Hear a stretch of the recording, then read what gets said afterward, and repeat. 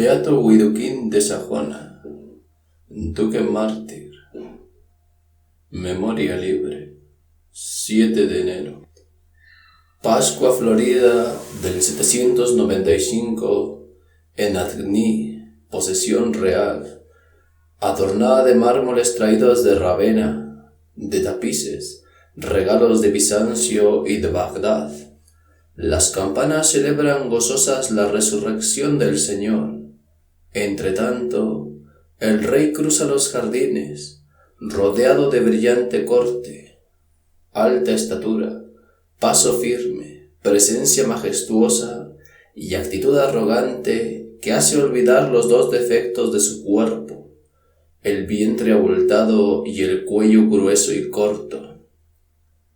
Sonriendo a sus vasallos y a sus obispos, Carlomagno entra en la basílica, y tras él la multitud, campesinos, guerreros, artesanos y mendigos, y empieza la ceremonia. Un obispo celebra, un coro de religiosos interpreta los cánticos recientemente traídos de Roma.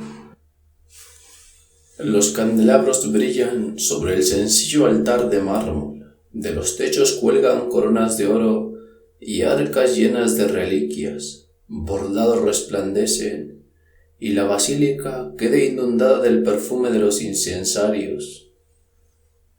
A la entrada del presbiterio, del lado donde se lee la epístola, se levanta el asiento del rey. Carlos lleva las vestiduras de los francos, el amplio palio, colgado hasta los pies y abierto por los lados, para dejar ver los zapatos de lino, la breve túnica bordada de seda, y, sujeta al cinturón de oro, la joyeuse, la espada famosa de las gestas. Al lado de él, su hijo Pipino, la belleza de sus hijas Rectrudis, Berta y Gisela, y el cortejo de sus vasallos, sabios y poetas.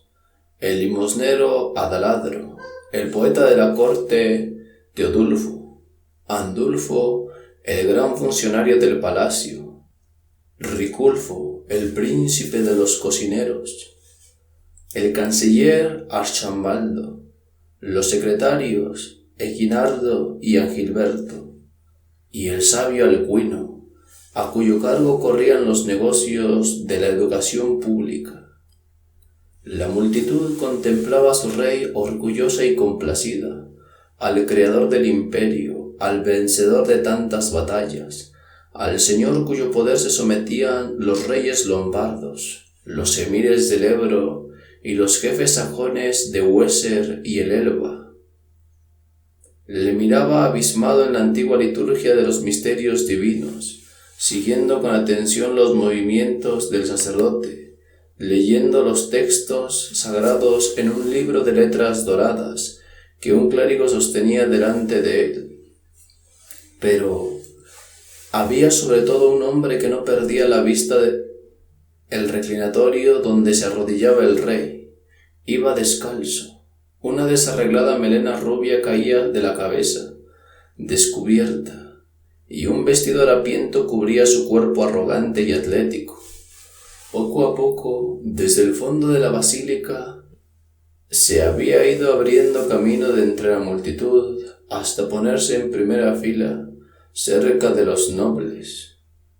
Sus ojos iban del altar al trono y del trono al altar, recogiendo y examinando todos los movimientos del sacerdote y todos los ademanes del rey. Los rasgos de su fisonomía, sus ojos vivos y grandes, su nariz pronunciada, su barba patriarcal, su fuerte musculatura, y aquellos gruesos labios que se movían sin ruido, susurrando palabras misteriosas. Al llegar el momento de la comunión, el rey avanzó hacia el altar, e instintivamente el mendigo de los sucios harapos hizo también ademán de acercarse, pero alguien le detuvo. Sin embargo, desde su sitio seguía sin pestañear la ceremonia, hasta que llegó un momento en que algo misterioso le hizo palidecer y doblar la rodilla. Desde entonces, parecía no importarle aquella solemnidad que le rodeaba. Presa de una idea fija, tenía inclinada la cabeza, los ojos clavados en el suelo y la frente apoyada sobre el grueso bastón de roble. Así continuaba todavía, cuando terminados los ritos comenzó el desfile. Después se dio la limosna a los pobres que se amontonaban delante del palacio. Comenzó el rey, continuaron los limosneros y capellanes. Los pordioseros recibían un plato humeante y una moneda de plata. Entre ellos estaba también el mendigo de rubia melena, pero estaba tan distraído que el limosnero mayor, que vestía un hábito monacal, tuvo que decirle: ¿qué haces aquí? ¿No quieres comer hoy? Se acercó el hombre con aire altanero y extendió su mano. Era una mano varonil, fuerte, callosa, pero le faltaba un dedo. Advirtiendo este detalle, el limosnero clavó su mirada en el rostro del mendigo, rostro hermoso, pero surcado por anchas cicatrices. ¿Qué? ¿No me quieres dar limosna?, dijo el mendigo al ver al monje, que estaba absorto. Estaba haciendo memoria, dijo éste, y me parece que te he visto antes. Sí, yo te he visto en la batalla, y yo también a ti, pero hace ya años que te buscaba inútilmente en los combates. En otro tiempo, dijo Adelardo, fui soldado, ahora soy monje. Sirvo a mi Dios en el monasterio y a mi rey en la corte. Pero no me he olvidado de ti. Tú eres el enemigo de los francos. Sí, soy Widukind, pero no soy enemigo de tu rey ni de tu Dios. Quiero hablar con Carlos y por eso he venido. Aquel día, el mendigo comió a la derecha del rey.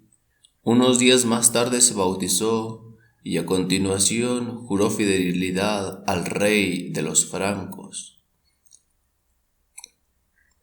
Era efectivamente Widukind, el jefe terrible de la Confederación Sajona, el adversario de la civilización cristiana en la Germania de Wodan. Durante más de 15 años había dirigido y organizado la resistencia contra los ejércitos del otro lado del Rin. Años de luchas encarnizadas, de saqueos, de incendios, de matanzas. Widukind aparecía en Hesse, en Suabia, en Turingia, quemando iglesias, haciendo mártires, degollando las guarniciones del invasor. Parecía la encarnación de Thor, y sus compatriotas le tenían por un nuevo Arminio. Más de una vez, su furia bélica puso en retirada al ejército de Carlomagno.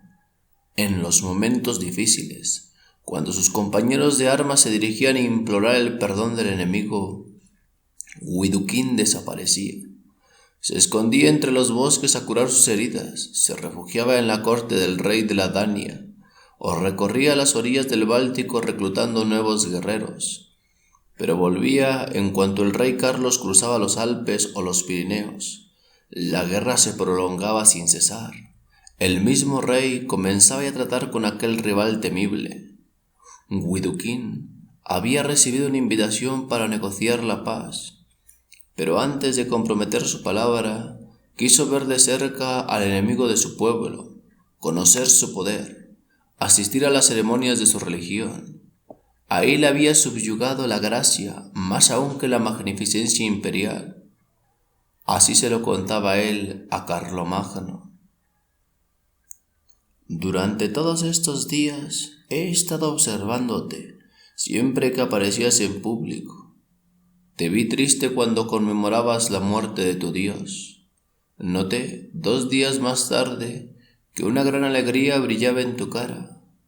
Me conmovió la atención y el respeto con que estabas en la basílica. Admiré tu generosidad y tu riqueza. y cuando te acercaste al altar, vi en la mano del sacerdote un niño que te sonreía y te besaba y se metía dentro de ti. Desde este momento tomé la decisión de no luchar contigo, de aceptar tu religión y convertirme en tu servidor. Desde entonces, el guerrero se convirtió en un apóstol. Se le veía recorrer las provincias de Sajonia y de Westfalia hablando de paz, organizando el país, no para la lucha, sino para el trabajo, levantando iglesias, alentando a los sacerdotes, abriendo el camino a la civilización. Héroe de su raza en la independencia, siguió siéndolo en la propagación de la fe, y aquella tierra, convertida por sus esfuerzos y sus ejemplos, le tributó la gloria del guerrero y los honores del santo.